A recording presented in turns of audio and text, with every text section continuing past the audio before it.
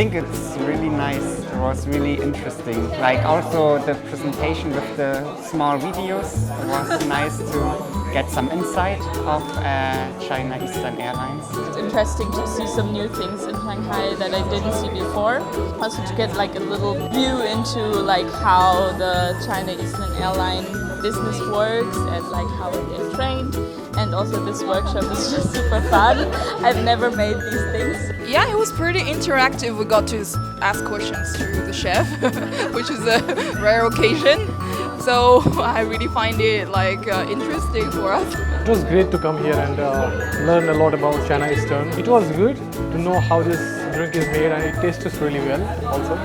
So it's a really nice experience to know how the air hostess, how the catering department do these things on air. Such a great experience.